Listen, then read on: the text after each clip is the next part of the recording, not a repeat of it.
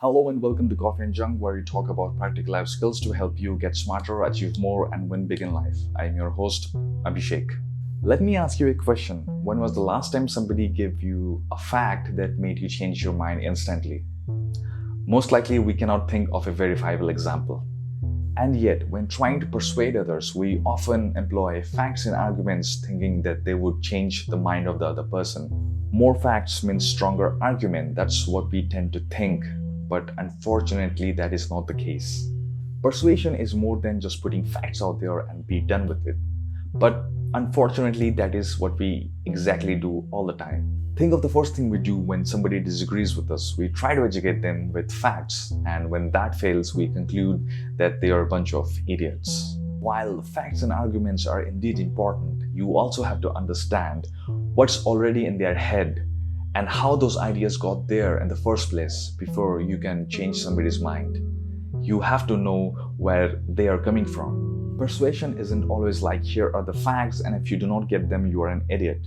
Persuasion is more like, here are the facts, and here's a sensitivity to your current state of mind. And the combination of the facts and the sensitivity is what creates real impact. But even before getting into persuasion, you have to understand the nature of a belief system. You should realize that people are often embraced or condemned because of the beliefs they hold. Somebody who's a theist cannot just become an atheist overnight based on facts. They lose their friends and followers. They lose their identity. Try to understand this because this is very crucial and very interesting as well.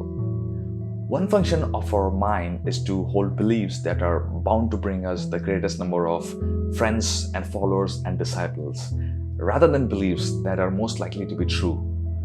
Truth, in fact, has nothing to do with our belief system. In other words, when faced with the choice of being correct or being accepted, most likely we'll choose the latter. We always wish to be accepted. To appreciate this completely, think of the last time you were in a meeting and your boss might have said something that was either factually incorrect or something that you completely disagreed with.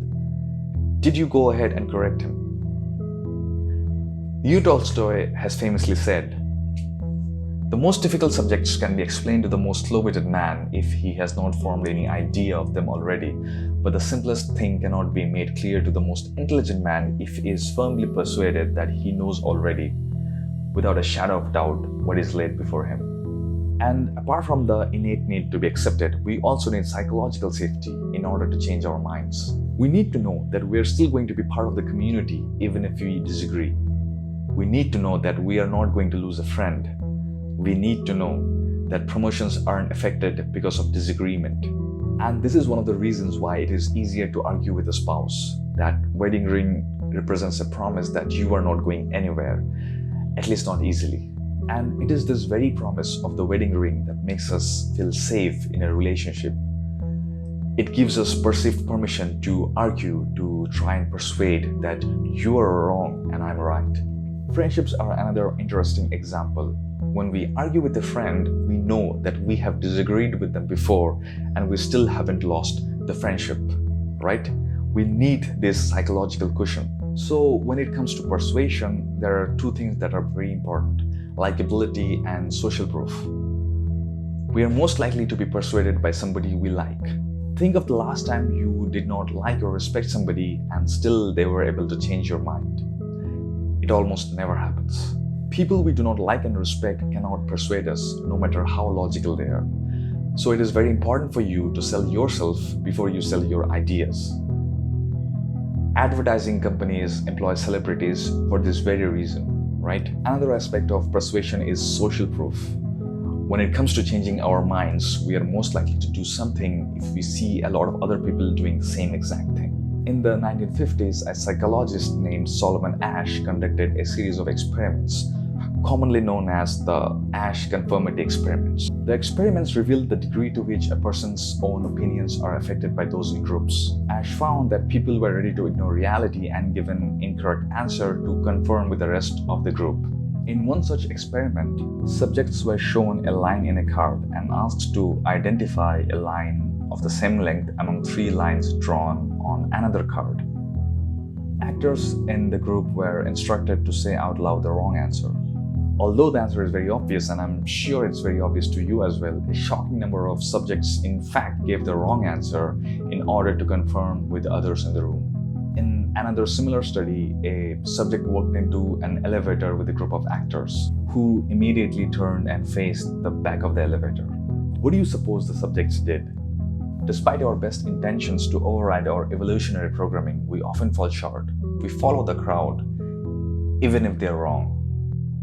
So the bottom line, if you want to change minds, the first thing you should do, even before you go out and apply the tactics of likability and social proof, is to see the world through the eyes of the other person.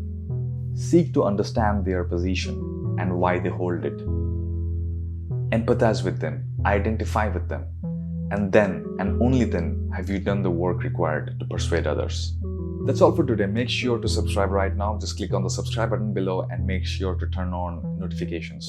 Also, if you want exclusive self-improvement techniques that I only share with my subscribers, head over to coffeeandjunk.com and hop on the newsletter. It's free. Now it's your turn. What other persuasion techniques do you know of? Have you tried likability and social proof? Do they work?